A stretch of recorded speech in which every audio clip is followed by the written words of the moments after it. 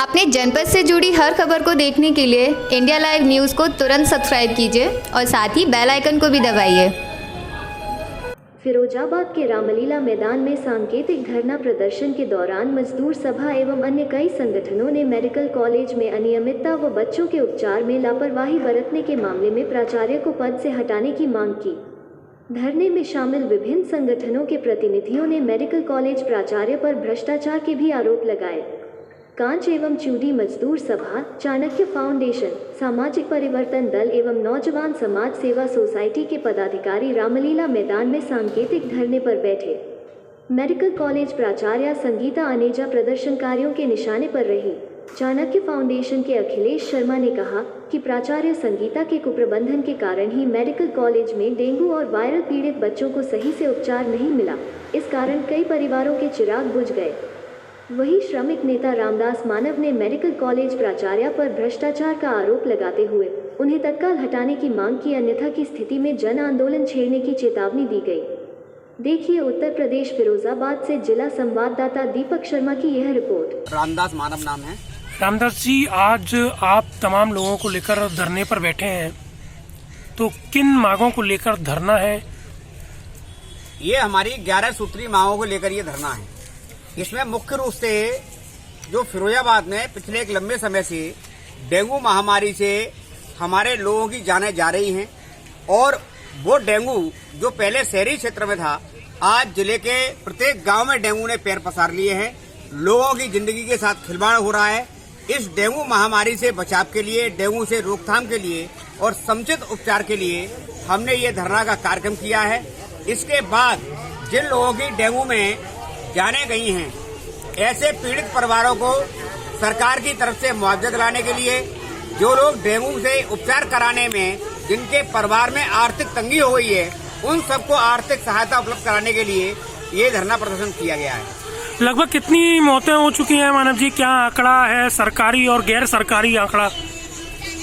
सरकारी आंकड़े के हिसाब से लगभग 200 मौतें बताई गई हैं।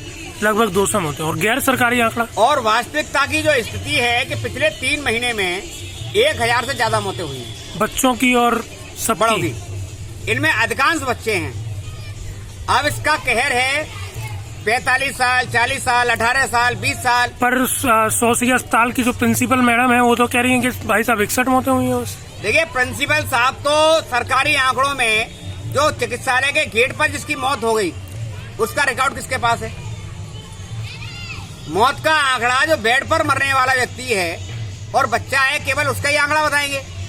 अगर उनको इतनी आंखों में शर्म होती तो जो मरघटी हैं हमारे जिले में, उन मृत जो दाह शवदाह हैं, उन पर एक रसीद कटती है।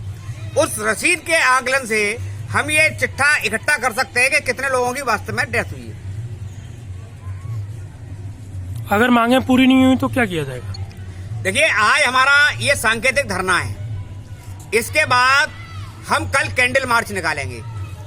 इसके बाद लोगों में जागरूक करेंगे और इसके बाद भी सरकार अगर हमारी बातों को नहीं मानेगी और प्रशासन को यहाँ पर बदलाव नहीं करेंगे मेडिकल कॉलेज में, क्योंकि लोगों की मौतें रुकनी चाहिए, लोगों के जीवन से खिलवाड़ बंद होना चाहिए।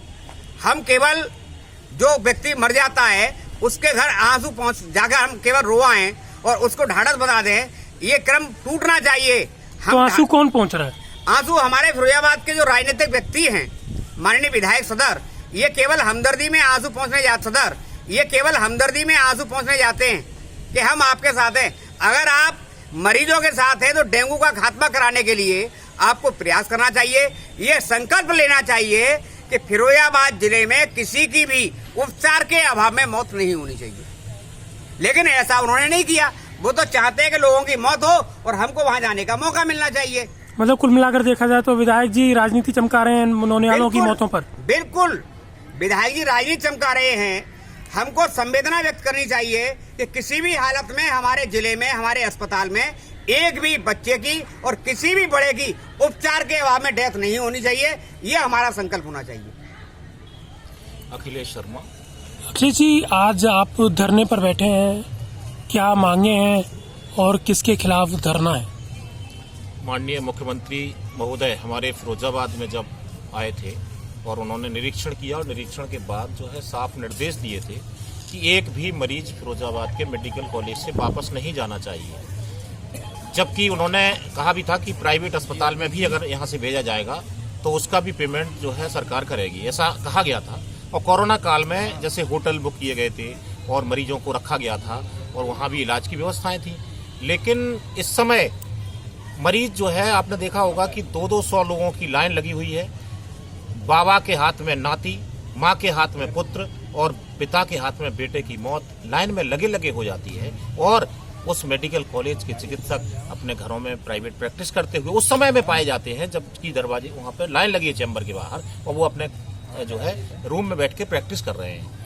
अब जब जो है देखा जाता है कि स्वास्थ्य केंद्रों पर हम लोग जा रहे हैं, प्राथमिक स्वास्थ्य केंद्रों पर ज्यादातर पर ताला लगा हुआ है। आज भी इतनी विषम परिस्थितियों में जब जो है दिल्ली की भी टीमें आ रही है, यहाँ पे प्रमुख सचिव का भी दौरा हो चुका है, कमिश्नर साहब कई दौरे कर चुके हैं, उसके बाद भी प्रशासन में बिल्कुल भय नहीं है। क्यों नहीं है? क्योंकि ये प्रिंसिपल साहब के ऊपर राजनीतिक संरक्षण बहुत बड़ा है।